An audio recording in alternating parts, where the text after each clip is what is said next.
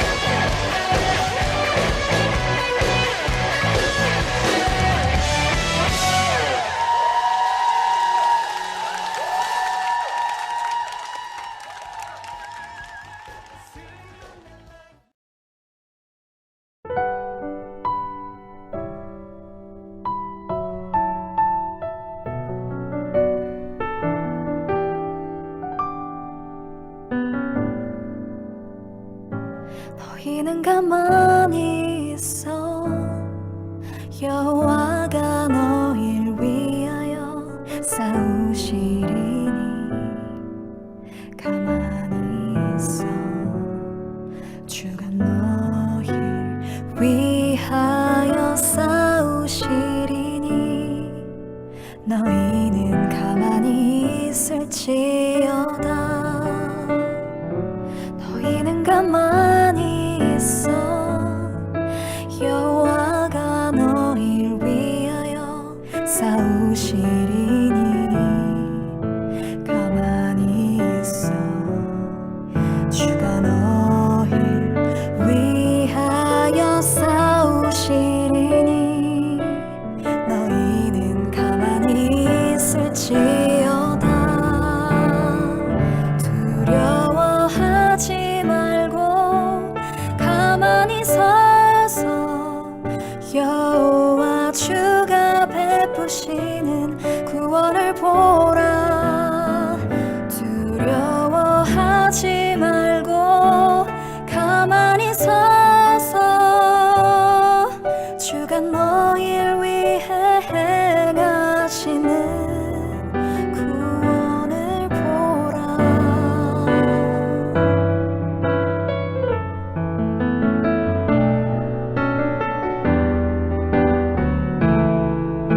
가만히 있어 주가 너희를 위하여 싸우시리니 너희는 가만히 있을지어다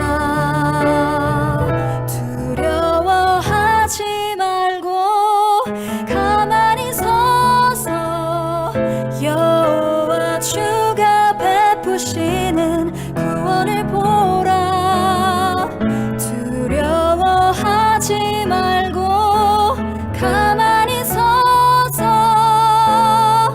주가 너희를 위해 행하시는 구원을 보라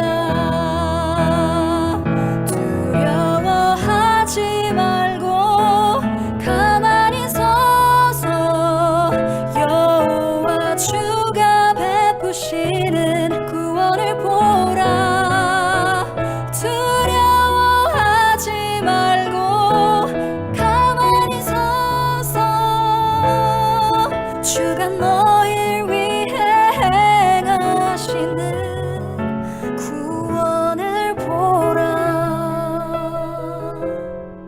주가 너희를 위해 행하시는 구원을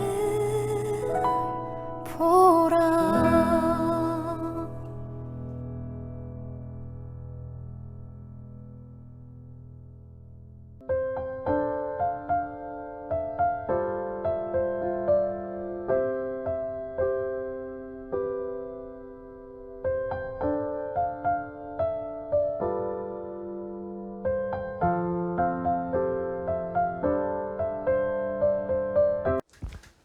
할렐루야. 오늘도 우리 창대한 교회 새벽 말씀 묵상과 함께 해주신 여러분들을 환영합니다.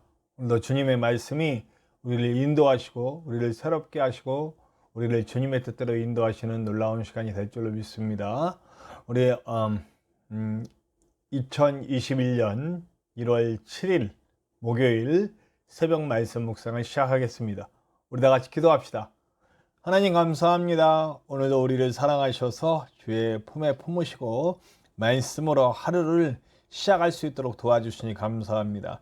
주님의 말씀 앞에 선 우리가 순종하는 마음으로 그 말씀을 받을 수 있도록 도와주시고 아버지 하나님 전해지는 말씀을 통해 주님의 뜻을 확실히 알고 또 오늘 전해질 말씀처럼 주님과 우리가 함께 가는 놀라운 시간이 될 수 있도록 도와주시고 하나님 부족한 영의 입술을 주장하셔서 주님이 직접 하시는 시간 될 수 있도록 도와주시고 주님만 영광 받으시고 주님만 예배하며 주님의 말씀만이 우리를 인도하시는 놀라운 시간 되게 도와주시고 우리는 주님께 맡겨져 주님께 귀하게 쓰이는 아들 주님께 귀하게 쓰이는 일꾼과 군사 될 수 있도록 도와주시옵소서.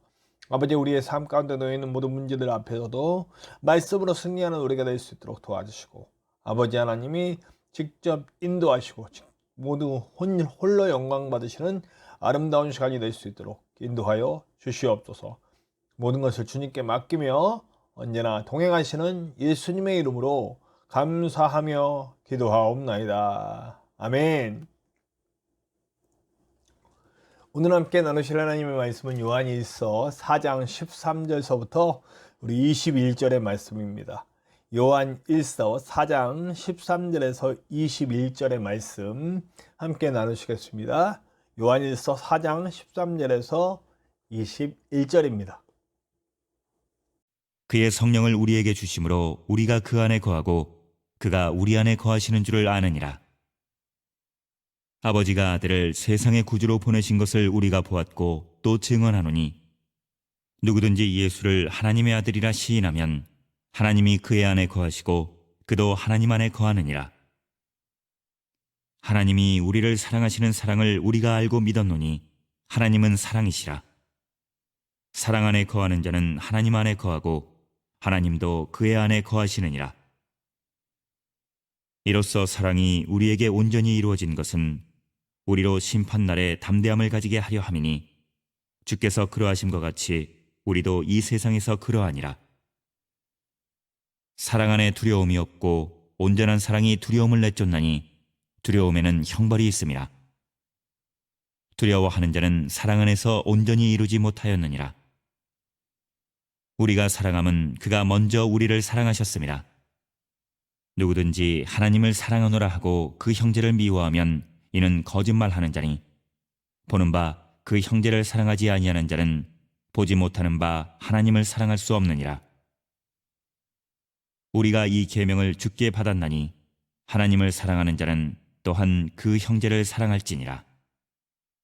계속해서 우리 요한일서의 후반 부분은 사랑에 대한 얘기를 하고 있습니다. 네, 하나님이 사랑하시기 때문이죠. 그 사랑에 대한 이야기를 오늘도 계속해서 연이어 보도록 하겠습니다. 근데 오늘은요 13절에는 그 상호 거주 개념이 나옵니다. 그러니까 주님이 내 안에, 내가 주님 안에. 이 이야기는 요한일서에만 있는 이야기는 아니죠. 복음서에도 나오고 있습니다. 특별히 요한복음에서 이 이야기를 좀 더 깊이 얘기하고 있죠. 그러니까 우리가 주님의 말씀 안에 거하면 주님이 우리 안에, 우리가 주님 안에 있다. 그러니까 주님의 말씀이 우리 안에 거하고 우리가 주님의 말씀 안에 거한다. 이런 식으로도 표현되어 있고요. 그러니까 요한복음 말씀을 하나님이라고 보고 예수님이라고 보고 있으니까요. 말씀이신 하나님 예수 그리스도, 이 땅에 오신 하나님 예수 그리스도, 이걸 얘기하고 있죠. 그래서 이렇게 하나님과 함께 가는 것을 굉장히 중요하게 여기고 있습니다. 성경 자체는요. 하나님과 하나됨. 이게 왜 중요할까요? 하나님이 인간을 창조하신 목적이 사귐, 사랑할 대상이라고 그랬잖아요. 그러니까 하나님은요, 우리 인간과 가장 하고 싶은 게 뭐냐면 깊이 있는 관계를 맺는 거예요. 근데 그 깊이 있는 관계의 궁극점이 뭡니까? 서로 하나가 되어가는 거죠. 이게 제가 안다라고 하는 말을 부부에 비유된다라고 얘기했습니다. 그게 분명히 부부는 한 몸을 이룰지니 라는 말과 연결됩니다. 부부는 뭐냐면 두 사람이지만 부부가 되어 하나님의 목적은 그 부부가 하나가 됐을 때 진짜 한 몸이 되어지길 원하는 거예요. 그래서 서로 정말 서로의 부족한 부분들을 보완하고 그리고 서로 채워지고 배려하고 존중하면서 정말 한 몸처럼 한 목적을 향해 나가는 거죠. 그러니까 제가 또 이제 나중에 제가 이런 생각을 해봅니다. 사회복지 자격증을 따고 좀 여유가 생기면 영상을 조금 더 많이 업데이트를 해보려고 합니다. 어떤 영상들을 만들고 싶으냐면 뭐 결혼, 또 물질관, 뭐 이런 것들 좀 특별 세미나식으로 제가 준비했던 그동안 해왔던 것들을 조금 함께 들어보면 아시겠지만 좀 뭐랄까 다르다고 그럴까요? 좀 많이 앞섰다고 그럴까요? 좀 논란의 여지도 있는 그런 저의 강의들이 있는데 그 강의들을 좀 한번 만들어 볼까. 근데 그래서 제가 그 와중에 청년들이나 청소년들에게 그러니까 결혼에 대한 이야기들을 많이 한 적이 있습니다. 근데 결혼의 목적은 뭐냐면 서로를 바라보는 게 아니고 한 방향을 바라보는 것이다. 서로 같은 방향을 바라보는 것이다. 그래서 한 몸이라고 하는 건 서로 바라보고 서로 그냥 감정 덩어리로 뭉치는 것이 아니라 비전으로 뭉치는 것이다. 그래서 한 방향을 바라보면 한 사람의 눈처럼 한 방향을 바라보는 사람으로 되는 것이 바로 결혼의 목적이다라고, 결혼에 여러 가지 목적이 있지만 그 중에 하나라고 제가 많이 가르쳤습니다. 그것처럼 부부가 하나 되어 한 몸이 되어져 가는 것처럼 그렇게 하나님과 우리 사이에도 그런 알므로, 서로를 대한 알므로 아주 깊이 있는 하나가 되는 거죠. 근데 그 하나됨의 시작점을 우리가 뭐라고 얘기하냐면 예수 그리스도를 하나님의 아들이라 고백하는 그 고백 위에서 세워진다는 거죠. 이거 왜 계속 얘기하고 있습니까? 예수님의 성육신, 예수님이 하나님의 아들 되심, 그리고 그런 것들을 계속 얘기하는 이유는 지금 영지주의를 견제하는 거예요. 계속 부인하니까 예수님의 존재, 육신으로 오신 예수님 부인하고, 그리고 또 구약의 하나님 부인하고 이러니까 그 신앙 고백이 없이는 우리가 예수를 주라 부르고 예수를 하나님의 아들로 인정하고 말씀이신 하나님으로 인정하고 그분을 내 하나님, 내 구세주로 영접하지 않으면 구원의 문이 열릴 수가 없으니까, 그래서 그 영지주의에 대한 그 강력한 뭐라 그럴까요? 그 또 견제이자 주의를 하고 있는 겁니다. 그러면 그렇게 예수 그리스도를 그 알아감의 시작은 역시 뭐냐? 사랑이다. 사랑이다. 네.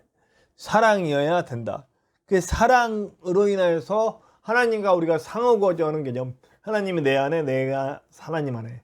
그러니까 우리가 먼저 사랑한 것이 아니고, 이 사랑은 이제 제가 늘 말씀드려 십자가의 사랑, 이거는 알레고리적 해석이기 때문에 성경은 아니에요. 그러나 상징적으로 보자면 하나님과의 사랑, 사람과의 사랑이에요. 그러니까 먼저 하나님과의 사랑이 이루어져야 돼요.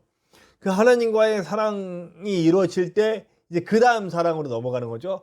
그렇기 때문에 이 사랑의 첫 번째는 하나님과의 온전한 관계를 통해 하나님과 하나됨이 계속해서 이루어져야 된다는 거예요. 그러면 그 하나님 안에서의 사랑이 내 안에 있고 내가 하나님 안에 거하면서 그 사랑을 누리고 있으면 모든 두려움을 이겨낸다라고 분명히 얘기하고 있습니다. 자, 우리 인간들이 가지고 있는 두려움이 뭐가 있을까요? 죽음에 대한 두려움, 실패에 대한 두려움, 또 누군가에 외면당할까봐 있는 두려움, 사실 결핍에 대한 두려움, 여러 가지가 있잖아요. 네. 영원히 피할 수 없는 죽음의 두려움도 우리는 하나님과 하나될 때 그 사랑 안에서 죽음의 두려움은 물러가죠. 네. 결핍의 두려움. 네. 상황은 안 좋고 결핍됐다 해도 하나님과 함께 가면 우리는 절대로 결핍되지 않는다. 필요를 채워주시는 하나님의 은혜를 날마다 느끼며 삶일 수 있다라고 하는 것을 제가 누차 말씀드렸습니다. 하나님은 우리를 사랑하시기 때문에 우리의 욕망을 채워주시는 분은 아니지만 우리의 필요를 반드시 채워주시는 분이라는 것을 우리는 알아야 됩니다. 말씀을 통해서도 우리의 삶을 통해서도 그것이 증거가 되고 있는 거예요.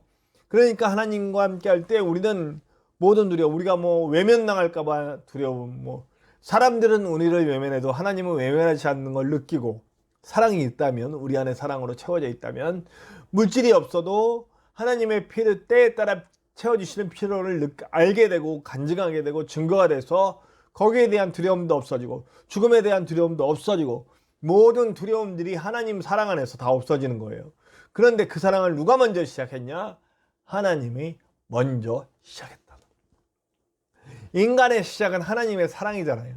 하나님의 사랑할 대상으로 인간을 창조하신 거니까 우리는 언제나 하나님의 사랑을 먼저 받고 그 다음에 이제 그 반응으로 고백하는 거죠. 작용, 반작용, 이런 법칙이에요.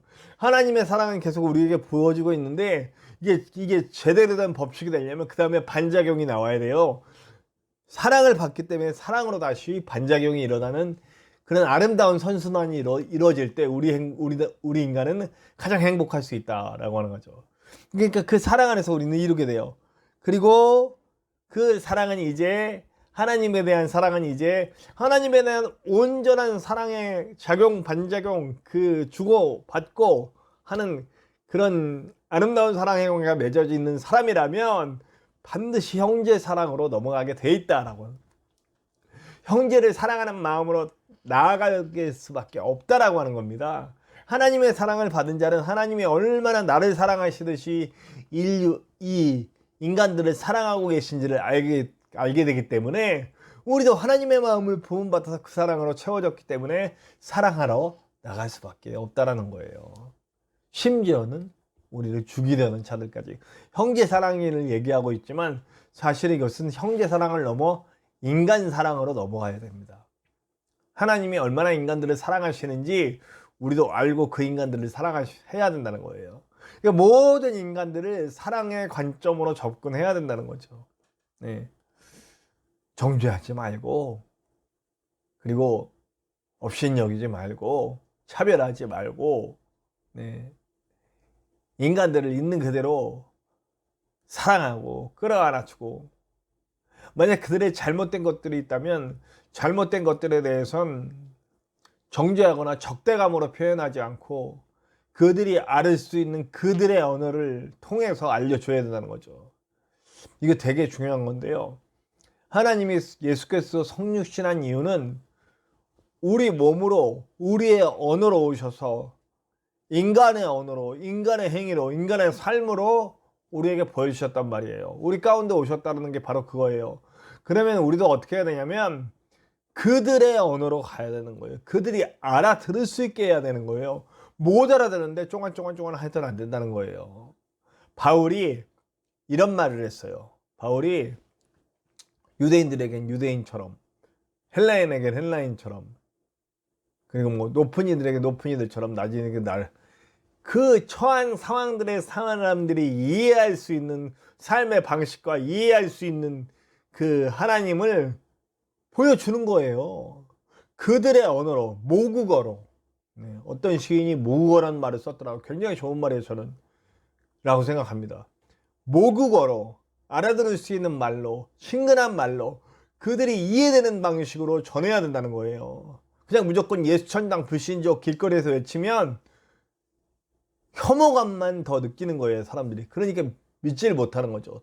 이제 예수천당 불신족 외친다고 해서 예수님 믿는 사람이 누가 있습니까? 네. 그러니까 우리의 삶으로 그들에게 맞는, 그들이 알아들을 수, 그들의 귀에 꽂힐 수 있는 언어로 전해야 한다는 거죠. 거기에는 사랑이 밑바탕 돼야 되는 것이고요. 진짜 사랑을 하니까 내 것을 버리고, 바울 같은 경우 사랑하는 이름이 자기가 더 갖고 싶은 이름은 사울이었다고 제가 말씀드렸어요. 왜 사울이냐? 그는 베냐민 지파이고 유대인 중에 유대인으로서의 자부심이 대단한 사람이란 말이에요. 근데 바울은 헬라식 이름이고 사울은 유대식 이름이에요. 사울이 변하여 바울이 됐다는 건 아니에요. 둘 다 갖고 있었어요. 로마 시민권도 있었기 때문에 사울과 바울 두 가지 이름을 갖고 있었어요. 유대인들 사이에서 쓰이고 있는 사울이라는 이름이 어쩌면 자신에게 굉장한 자부심이었을 거예요. 근데 그가 바울이라는 이름으로 쓰이고 다닌 이유는 그가 전해야 될 대상이 유대인이 아니라 이방인들이었기 때문에 헬라식 이름을 쓰고 다닌 거예요. 자기가 좋아하는 것이 아닌 그들이 이해할 수 있는 방식으로 갔다는 거예요. 이게 바로 진짜 하나님의 사랑을 받은 사람들이 사람을 사랑하는 방식이에요.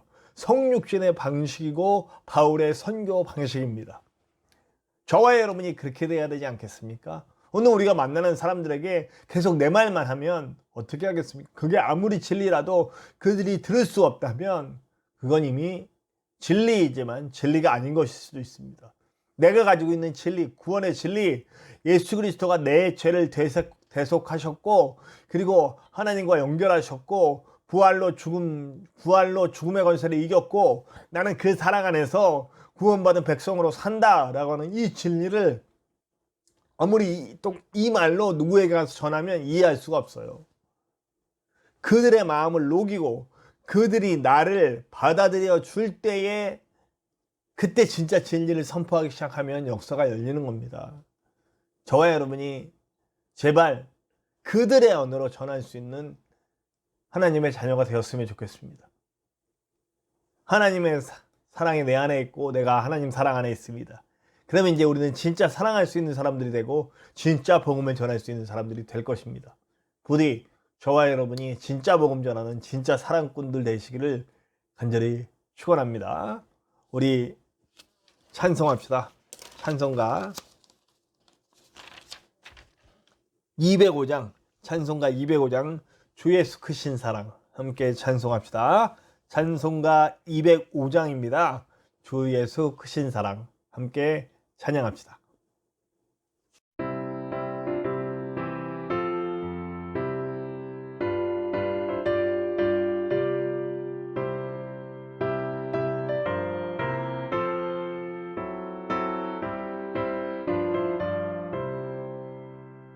주 예수 크신 사랑 늘 말해주시오. 나 항상 듣던 말씀 또 들려주시오. 좁지 않는 천국 주 예수 계신 곳 나 밝히 알아듣게 또 들려주시오. 나 항상 듣던 말씀 나 항상 듣던 말씀 주 예수 크신 사랑 또 들려주시오. 아침에 이슬 방울 쉬 사라짐같이 내 기억 부족하여 늘 잊기 쉬우니 잘 알아듣기 쉽게 늘 말해주시오. 날 구속하신 사랑 또 들려주시오. 나 항상 듣던 말씀 나 항상 듣던 말씀 주 예수 크신 사랑 또 들려주시오. 주 예수 나를 위해 이 세상 오셔서 날 구속하신 은혜 말하여 주시오. 나 같은 사람 위해 주 보혈을 흘렸네. 이 복스러운 말씀 또 들려주시오. 나 항상 듣던 말씀 나 항상 듣던 말씀 주 예수 크신 사랑 또 들려주시오. 이 세상 헛된 영광 날 미혹할 때에 주 예수 크신 사랑 늘 들려주시오. 천국의 빛난 영광 내 눈에 비칠 때 주 예수 크신 사랑 또 들려주시오. 나 항상 듣던 말씀 나 항상 듣던 말씀 주 예수 크신 사랑 또 들려주시오. 받은 말씀대로 함께 기도합시다. 여러분, 주님, 나 진짜 사랑꾼 되게 하여 주시옵소서. 내가 그들의 언어로 그들에게 복음을 그들이 알아들을 수 있는 언어, 그들이 알아들을 수 있는 방식으로 전할 수 있는 자 될 수 있게 도와주시고, 진심으로 사랑하는 마음으로 예수님이 우리에게 오신 것처럼 정말 알아듣지 못하는 우리들에게 알아듣게 하기 위해서 성육신으로 오신 것처럼 나도 그들에게 갈 수 있도록 도와주시옵소서. 함께 기도합시다. 또한 우리 기도할 때 우리 부족한 정을 위해서 기도해 주세요. 영일권에 강건하게 목회할 수 있도록 우리 창대한 교회가 정말 주님의 복음으로 창대한 교회, 은혜로 창대한 교회 될 수 있도록, 사람이 많아지는 교회가 아니라 하나님의 뜻이 이루어져가는 교회가 될 수 있도록, 말씀이 삶이 되는 교회가 될 수 있도록 위해서 기도해 주시고, 올 한 해는 사랑하는 자들, 사랑이 결국 모든 것을 이긴다는 것을 알려줄 수 있는 교회 될 수 있도록 기도해 주시기 바랍니다. 우리 이 일을 함께 이뤄갈 동역자들이 빨리 모이기를 위해서 기도해 주시고, 모든 것이 주님 뜻대로 이루어지길 원합니다. 전진성 목사님이 치료가 완전히 끝날 때까지, 완전히 건강해질 때까지 기도해 주시고, 그리고 우리 전진성 목사님이 우리 빨리 장애등급이 나오고 의료도우미가 배치되고 김천에서 치료받을 수 있게 기도해 주시기 바랍니다. 여러분들 각자 기도 제목에도 하나님의 크고 놀라운 은혜가 있을 것을 믿습니다. 우리 주기도문하고 다 같이 기도하시겠습니다. 주기도문 합시다. 하늘에 계신 우리 아버지, 아버지의 이름을 거룩하게 하시며 아버지의 나라가 오게 하시며 아버지의 뜻이 하늘에서와 같이 땅에서도 이루어지게 하소서. 오늘 우리에게 일용할 양식을 주시고 우리가 우리에게 잘못한 사람을 용서하여 준 것 같이 우리 죄를 용서하여 주시고 우리를 시험에 빠지지 않게 하시고 악에서 구하소서. 나라와 권능과 영광이 영원히 아버지의 것입니다. 아멘.